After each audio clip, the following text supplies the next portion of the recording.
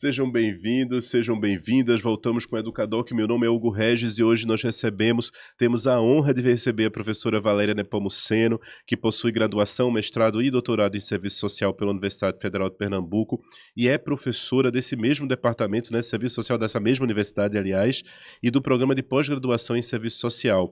É líder do grupo de estudos, pesquisas e extensões no campo da política da criança e do adolescente, o GCRIA, tem experiência na área de serviço social, com ênfase em gestão institucional e de programas sociais, atuando nas áreas de direitos humanos, especialmente direitos da criança, do adolescente e direito à cidade. Professora, é um prazer enorme recebê-la. Seja muito bem-vinda. O prazer é todo meu. A alegria estar aqui, podendo contribuir com o programa. A alegria é toda nossa. Professora, 18 de maio, por que uma data tão importante para a gente? Desde os anos 2000, aliás, em 2000, nós temos uma lei federal que estabelece o 18 de maio como o Dia Nacional de Combate ao Abuso e Exploração Sexual de Crianças e Adolescentes. Essa lei ela foi promulgada a partir de um movimento da própria sociedade civil, né, das organizações do campo da sociedade civil, para demarcar a data que a menina Araceli Cabreira Crespo, que morava no Espírito Santo, em Vitória, ela foi sequestrada nesse dia 18 de maio de 1973. Essa menina ela foi sequestrada, ela foi drogada, ela foi estuprada e foi queimada. Foi um crime bárbaro na cidade. É um crime que não teve responsabilização, ou seja, ninguém foi punido, apesar de haver 2 suspeitos, eram rapazes da alta sociedade de Vitória. E a história, a investigação, ela tem livros já publicados, existem muitas matérias, se as pessoas quiserem conhecer. Ela é toda cheia de muitas dificuldades, lacunas, imbrica aí a questão policial, a influência política, o poder econômico. O fato é que esses rapazes foram julgados, um dos pais de um dos rapazes também, foram condenados. Posteriormente, depois de 5 anos, foram inocentados. Então, é um caso sem solução. O caso terminou prescrevendo, creio que foi em 1993. É um caso que esse ano completa hoje, 18 de maio, 51 anos, né?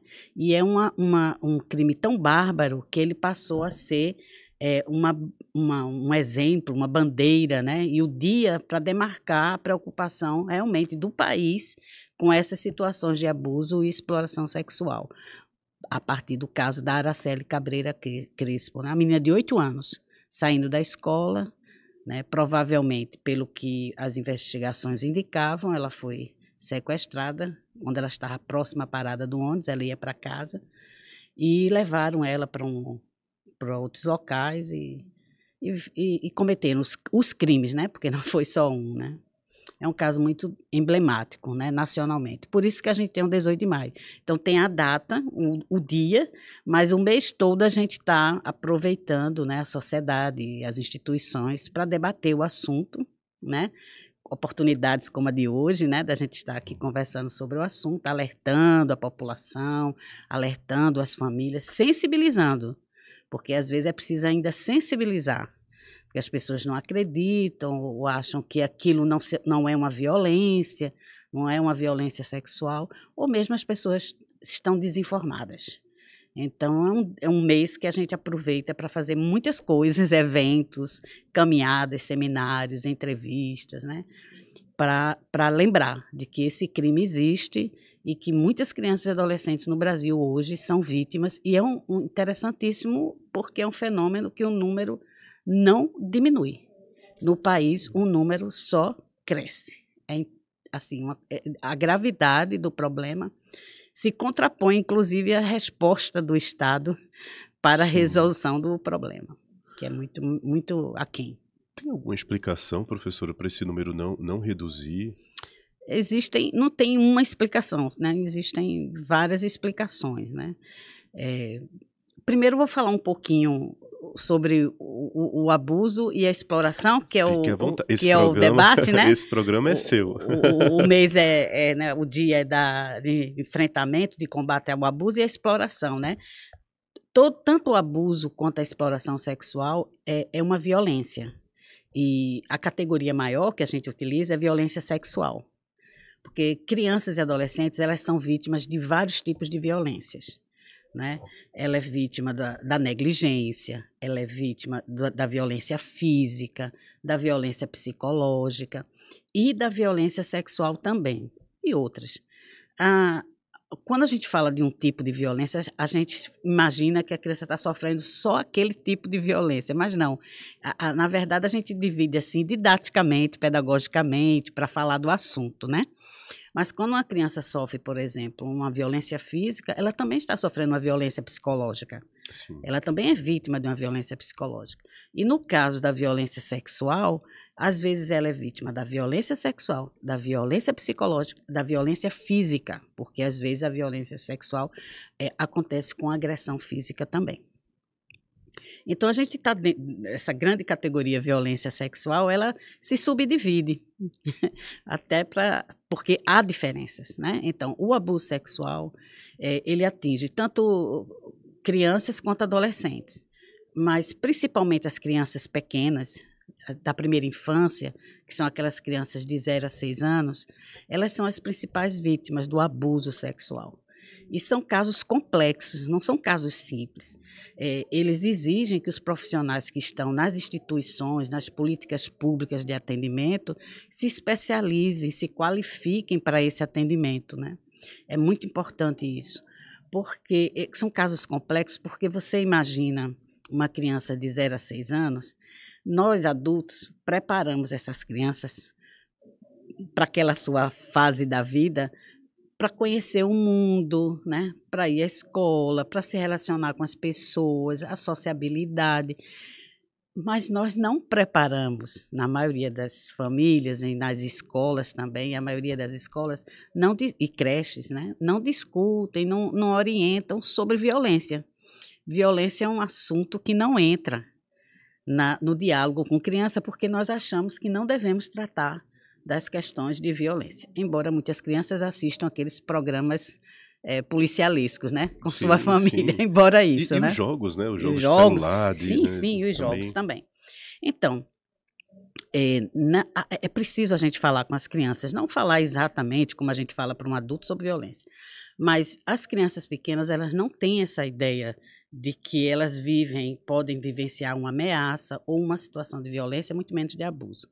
Elas não conhecem. Primeiro, a gente não nas escolas tem uma dificuldade muito grande, cada vez mais na sociedade, infelizmente, uma sociedade que está muito conservadora, por exemplo, que reage muito a gente nas escolas pautar a educação sexual, né? Então, há uma dificuldade muito grande, que é extremamente importante, as crianças conhecerem seu corpo, conhecerem as partes do seu corpo, nomearem as partes do seu corpo e entenderem que o corpo lhes pertence e que elas não podem deixar, as pessoas não podem tocar no seu corpo sem a sua permissão. Às vezes isso, a gente pensa logo nessas partes mais privadas, né? Não, a gente está falando do cabelo, da orelha. Tem crianças que não gostam que toquem no seu cabelo. Então, a partir do momento que a gente dá essa informação, tudo bem, o cabelo é seu, você não quer que toque, eu vou respeitar, porque o corpo é seu. Nesse momento, a gente está passando uma mensagem tão importante para a criança, a gente está dizendo, o corpo lhe pertence, ninguém deve tocar. E se alguém tocar e você não gostar, você diga não e você procure alguém da sua confiança que lhe ajude e possa lhe ajudar, que você confie. Então, a criança, a partir daí, ela está com a autoestima mais elevada, ela consegue dar pequenas reações, mas ela consegue reagir dizendo não e procurando ajuda. E quando ela procura essa ajuda dessa pessoa de confiança, que às vezes é uma avó, uma mãe, ou a professora na escola, ela está dando oportunidade que esse adulto tome as providências. Aí o adulto, sim, vai ter que entender o que é que está acontecendo, ver a gravidade e fazer os encaminhamentos necessários. Porque, às vezes, é uma questão de orientação, mas, às vezes, são casos graves. São casos graves que o professor, que a mãe, o parente, precisa realmente buscar o conselho tutelar, buscar a delegacia de polícia. E a maioria desses casos de abuso, não é que eles não ocorram fora do ambiente da família, eles ocorrem também, né? Às vezes ocorre na escola, num projeto social, em qualquer lugar, no treinamento, no esporte, em qualquer lugar pode ocorrer. Mas a maioria dos casos, em média, 80% dos casos são de violência, de abuso sexual que ocorre no ambiente da família, doméstico. E então vejo as dificuldades de uma criança identificar que ela está sendo vítima de violência, de um abuso sexual, quando é provocado por o agressor é uma pessoa, e eu digo no masculino porque a maioria dos casos, 70% ou mais, são cometidos por homens. E das relações familiares, de confiança e de afetividade da criança. Então, uma criança pequena, ela está muito mais vulnerável por conta desse. Então, quando você me pergunta quais são as causas, por que isso acontece? São muitas causas, né? E uma chance que a gente está dando para nossos filhos e filhas é conversar com elas sobre isso. E as escolas também cumprem, todas as instituições cumprem esse papel, né? Um papel de vigilância, mas também de orientação. Porque quando a criança tem confiança na sua família, em uma pessoa, ela traz o que acontece na escola, o que acontece lá no treino do futebol. Ela traz até como dúvida, pode isso? Fulano pode fazer isso assim, tá certo? Ela traz assim da sua forma as inquietações, né? E é uma oportunidade que nós temos de poder ajudá-las a sair daquela situação. Porque o que é que acontece com o abuso? Imagine uma criança que começou a sofrer abuso sexual com 3 anos de idade, 4 anos de idade, e que não entendem que está sofrendo uma violência. Porque, às vezes, é um pai, é um padrasto que diz, olha, isso é um segredo nosso, mamãe não precisa saber. Quando a criança vai crescendo e ela começa a entender um pouco mais e quer se rebelar, há uma ameaça física, ameaça de que ele mate a mãe, que mate os seus irmãos, né? Então, eu estou falando assim porque eu conheço várias situações que ocorrem dessa forma. Então, uma criança com 3 anos, 2 anos, 4 anos, que começa a sofrer o abuso, ela chega à adolescência sofrendo o abuso. Ela não sai daquela situação. Quando é que se descobre? E a maioria são meninas. A maioria são meninas. Em média, 79%, 80%, dependendo do sistema de notificação, onde essa notificação chega até 86%. Meninas. Mas tem meninos também. Meninos também são vítimas de abuso. Quando é que se descobre que a menina está sendo vítima? Quando ela já é adolescente, às vezes 12, 13 anos, que conversa com colegas ou que fala para alguém pela primeira vez, e esse alguém, essa colega, geralmente é assim, na escola, fala para uma professora e tal, ou fala em casa que está angustiada porque a colega está passando por isso. Ou então quando a menina engravida, né? Quantos casos nós temos de meninas com 10, 11 anos que engravidam, e quando se descobre a gravidez é fruto de um abuso sexual que vem ocorrendo há 6, 7, 8 anos e que ninguém nunca tomou conhecimento ou tomou as providências. E a criança vem sofrendo anos após anos. Então, a dinâmica do abuso sexual é mais ou menos assim. E é importante também esclarecer que ela não ocorre assim... espontaneamente, um dia qualquer, casualmente. Não, eu costumo dizer que há um planejamento estratégico desse abusador, né, dessa pessoa que é criminosa, né, para acessar aquela criança. Então, não é que o estupro vai acontecer naquele dia exato, não. Há um processo de envolvimento da criança, inclusive, com cenas relacionadas a sexo, revistas, filmes, e isso vai se elevando, né? Até a criança entender que aquilo é natural, né? Então, há um processo de envolvimento da criança naquelas situações, até que se chegue a ter relações sexuais, né? Porque tudo é violência sexual, mas eu estou dizendo assim, quando há uma conjunção carnal e tudo mais. Porque o abuso ocorre, inclusive, sem a conjunção carnal. Sim. Também é importante dizer isso. Os toques indevidos também são considerados abuso sexual. Então, o abuso, assim, rapidamente, apresentando, tem todas essas complexidades, né? E a exploração sexual, que também as meninas são as principais vítimas da exploração sexual, que nós usamos o conceito de exploração sexual comercial de crianças e adolescentes, porque nós gostamos, inclusive, o livro e a pesquisa que nós fizemos recentemente, ela leva o título Exploração Sexual Comercial de Crianças e Adolescentes, porque a gente está falando de um comércio. Na verdade, também muito complexo, é um tipo de violência sexual muito complexo, porque quando tem um comércio, você tem a mercadoria. A mercadoria é o corpo da menina, que está à venda. Então, você tem uma mercadoria, você tem um comprador, que é aquela pessoa que vai fazer uso do corpo da menina ou adolescente para satisfazer o seu desejo sexual, e você tem aquele mercador, aquele que é o que faz a transição do comércio, que faz a venda do corpo da menina. Claro que eu estou falando de uma forma bem grosseira e no singular, mas, na verdade, esse crime se constitui uma rede, né? Uma grande rede de criminosos, assim, que vai desde, dependendo porque a exploração sexual também se tipifica por diferentes formas. Né? Você tem a exploração sexual, aquela que a gente é muito comum nas BRs, por exemplo, né?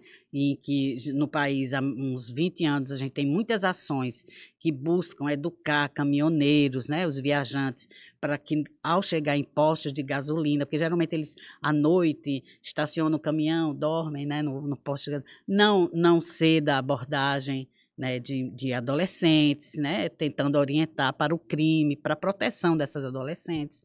Existe a exploração sexual que acontece em alguns locais, né, as casas, né, de prostituição, em que tem meninas, né, adolescentes. Elas ocorrem também um tipo que se fala pouco, que é o turismo sexual. Então, nós temos estrangeiros de outros países ou pessoas aqui de outros estados do Brasil que vêm ao nosso estado, por exemplo, a Pernambuco. Pernambuco é um estado que tem praias, né? Então, tem um turismo acentuado. Então, você tem pessoas que vêm com esse objetivo, né? Vêm fazer o turismo sexual aqui no nosso estado. E no Brasil todo isso ocorre, né? Então, você tem diferentes formas. Tem também agora muito, muito atual, inclusive é o tema da campanha desse ano de Pernambuco, né, da rede de enfrentamento, a exploração sexual no ambiente da internet, não é? Então, esse é um tema atual. Veja que os conceitos eles vão se ampliando. A gente não vai resolvendo os problemas vão se agravando. Se você pensa 15, 10 anos atrás, a gente não estava... a exploração sexual no ambiente da internet, a gente não estava com essa preocupação. Hoje é uma preocupação enorme, porque as meninas são abordadas na escola, elas são abordadas via internet, né? São assediadas para entrar na exploração sexual por esse mecanismo, né? Então, nós temos muitas configurações da exploração sexual, que é um comércio lucrativo, um dos maiores, assim, de maior lucro no mundo, um dos maiores, é esse comércio da exploração sexual de meninas e meninos. Né? Meninos, mas quando são os meninos principalmente da comunidade LGBT, que ia mais. Os adolescentes são muito vítimas disso, porque eu esqueci de falar de uma forma gravíssima também, tudo é grave, que é o tráfico de seres humanos, né? E no caso da exploração sexual, a gente fala do tráfico de seres humanos para fins sexuais, né? Então, a menina ou o rapaz recebe uma proposta de trabalho para ser dançarina, para ser dançarino no outro país, para ganhar. E eles, na sua maioria, são adolescentes de famílias muito pobres, então vem ali uma oportunidade de melhorar a sua situação, a situação de sua família, e terminam se expondo a essas situações, em que eles chegam no país e passam a ser escravizados, né? Ficam sem os documentos, não ficam num lugar que não tem contato com sua família, não perdem o contato. São situações, todas essas situações são gravíssimas. Então, na exploração sexual, diferente do abuso, a gente tem seja qual for a configuração da exploração, a gente tem a questão do dinheiro, da troca, né? Geralmente é dinheiro. Né? Mas em comunidades muito pobres, essas meninas elas recebem em troca um prato de comida, um sapato, uma vestuária, R$2, R$5, né? Para a prática para ser explorada sexualmente. Em troca, elas recebem coisas, e às vezes são coisas de muito pouco valor, né? Muito pouco valor. Mas a miséria do país, a pobreza do país, ela é tão grande, né, que faz com que, às vezes, até as famílias se envolvam nesse negócio, né, que não é lucrativo para elas, mas é lucrativo para quem vende e quem está ali à frente do comércio. Professora, na sua fala, eu fiquei pensando um pouco sobre a escola, né? Porque a escola tem uma participação importante nesse processo da escuta, da denúncia. Muitas vezes a escola ela acaba recebendo essa informação e podendo denunciar, podendo acolher essa criança ou esse adolescente. Eu queria que a senhora falasse um pouco sobre essa experiência nas escolas. Como é que as escolas podem contribuir mais? Como é que essa escuta ela acontece nas escolas? Esse é um assunto também que eu gosto muito. a participação, né? O compromisso das escolas com esse tema. E a gente fala na escola, a gente pensa, do ensino fundamental em diante. Não, a escola, desde a creche, a escola da educação infantil, né? Todo mundo precisa se envolver. É urgente, já passou da hora, na verdade, né? Então, a questão da escola também é complexa, porque ela não se manifesta só na escola, ela se manifesta antes na formação do professor, da professora, na formação do pedagogo. Começa na universidade, né? Começa na universidade, né? Então, os nossos cursos de formação de professores, de pedagogos e pedagogas, precisam inserir essa discussão com seus alunos. É urgente, né? Isso é mais do que urgente. Porque quando a escola, o professor, a professora chega na escola, que a gente chega, e eu faço muito isso, para abordar o tema, às vezes a gente escuta coisas do tipo, esse assunto não tem nada a ver com o que a gente faz aqui. Ou então diz, é mais um projeto, é mais uma coisa para a gente se preocupar. Eu tenho que fazer o meu ensino regular, dar conta disso. Eu tenho que lecionar a minha disciplina essa e essa. Ainda ficar me preocupando para ver sinais de violência na criança, no adolescente, não, isso já é demais. Isso é mais do que me compete, né? É incrível, mas a gente escuta isso, né? Tanto é que há 6 anos eu comecei um projeto, coordeno um projeto, criei o projeto e tenho uma equipe de estudantes e profissionais envolvidos do grupo de pesquisa, que é um projeto de autoproteção de crianças. Então, a gente faz um trabalho de formação, que envolve também podcast. Nós estamos na 3ª temporada de um podcast sobre autoproteção de crianças. A gente vai lançar um nesses próximos dias, que é sobre autoproteção de crianças e racismo na infância, que foi o tema do nosso último projeto de extensão. A gente fez um mini curso de extensão que contou com participação de 70 pessoas, servidores da Prefeitura do Recife, organizações da sociedade civil de Recife, lá da cidade universitária, que é onde fica a Universidade Federal de Pernambuco, então do entorno da universidade, as ONGs, e uma creche que nós temos, convênio da universidade com a Prefeitura do Recife, a Secretaria de Educação, que é a creche escola Professor Paulo Rosas. Essa creche fica dentro do campus. E então a gente tem esse projeto de extensão com essa creche há 6 anos. E é o meu laboratório.